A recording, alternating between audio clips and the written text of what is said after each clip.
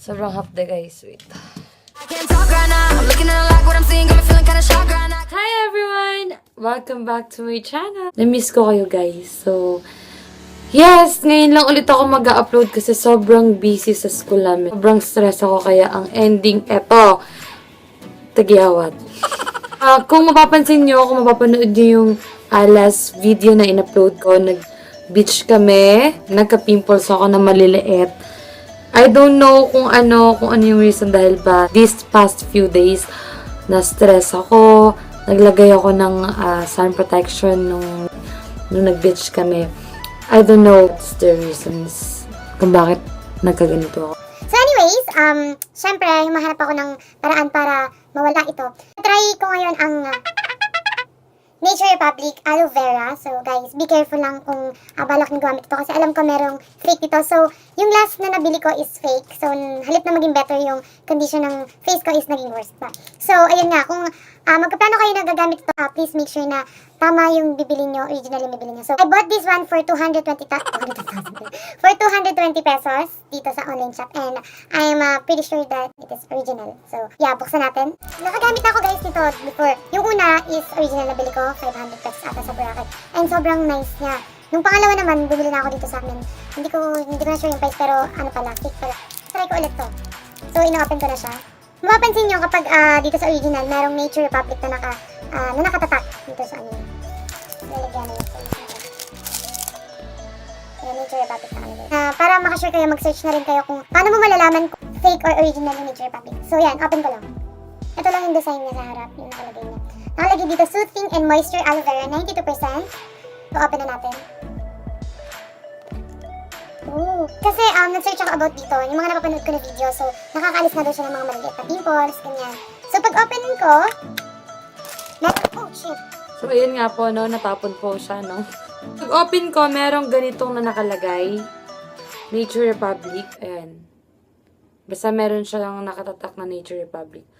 So what I'm gonna do is kukuha lang ako ng right amount, then i-spread ko all over my face, then ibababad ko siya for the whole night.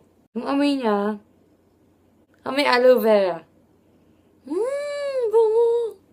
Dapat daw makapal yung ano eh. Promise na try ko na to.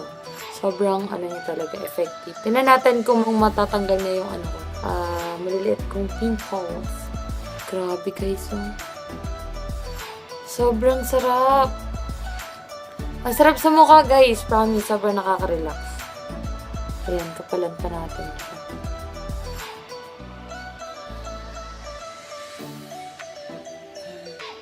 Tapos, ibababad nyo lang siya buong gabi. So, yes, sara na natin. Then, yung mga natapon kanina, pwede naman din sa skin. Actually, ako mas gusto kong natutulog ng ganito kasi feeling ko may mask akong nakalagay sa face. Yung aloe vera nga daw kasi is, madami siyang purpose sa hair, sa skin, sa nails. So, na-try ko naman to before, kaya uulitin ko. Besides look, tingnan niyo yung condition guys sa ano ko. Ang dami kong pimples kung makikita niyo, diba? Pwede kayong topat sa electric fan kung gusto niyo matuyo siya. Pakita ko sa inyo yung ano ko, yung lightning ko. Ayan siya kapag wala, so kapag meron ganda. And, sinan, ganito itsura niya. Parang ano siya, electric fan na may lights, di ba cute? Nabili ko to sa Thailand nung pumunta kami. Kung i-convert ata dito, 400 pesos ganun or 500, I'm not sure. I-on ko yung electric fan niya.